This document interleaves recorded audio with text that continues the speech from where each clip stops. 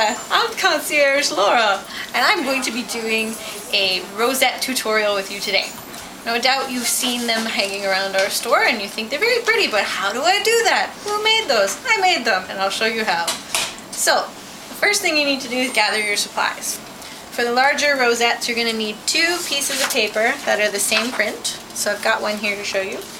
And then you need 5 other different things. You need a ruler, preferably in inches, scissors, pen, small stapler with not a lot of space at the front here, and a little bit of either fishing line, or they recommend using embroidery floss if you want to match your colors to whatever you're making.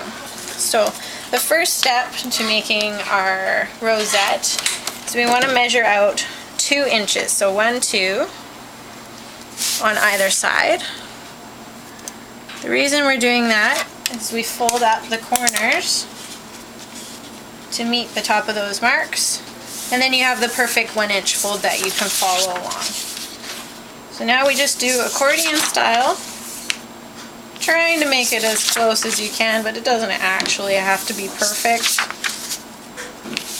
Nobody's perfect. Fold her up.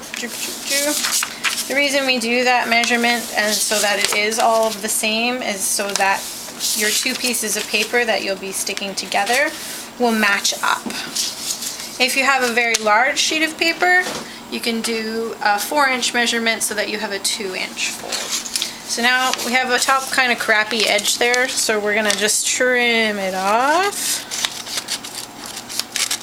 Make it nice. Sometimes you'll get extra length there, don't worry about that. So what I do is I take my ruler and I slap it kind of into the middle. You can actually trim off the tops if you want, make it a different shape. Like what I've done with this one is I did a double point, or you can do rounding off anything like that. So we go and we put our ruler in the center and we fold it over like that. We do this so it gets a nice sharp edge down at the bottom. So now we've got it folded in half. I'm going to flip it over and connect those 2 pieces with a little staple right here. Chaka! Amazing! Looks like a fan. Ta-da! So I've got my other half for my larger rosette pre-folded. So I want to do the same thing. So you notice I folded it together with the pattern. The other side has blank. So if you folded the pattern together, fold the pattern together again. That way your 2 sides will match up a little better. So we fold up and we make a fan. So you've got 2 fans. Ta-da! Now we're going to connect those 2 fans together in the exact same way. So you match up those sides. So see what I mean, what I was talking about? 2 blank sides go together to make a fold with the pattern on both sides. Connect it on either end, spread it out, like that. And this is a very important step. If you just leave it the way it is and hang it up, it's going to all fall apart like that, and you don't want that. Especially the larger size ones. You just want to thread your fishing line or whatever connector material you want to use and tie it on the back there. Just like so. And trim off the excess. Now you have a beautiful rosette. Wow. The small one is really, really easy too. So you just fold it up. Your 1 sheet of paper, you only need 1. Chop her in half.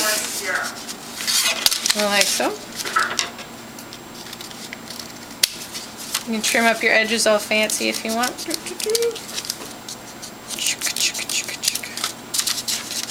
I like doing different edges, it adds a little bit of texture, but that's just me. So now you just have miniature versions, so remember pattern side to pattern side. It's the exact same process as before. Baby fan. Pattern side to pattern side.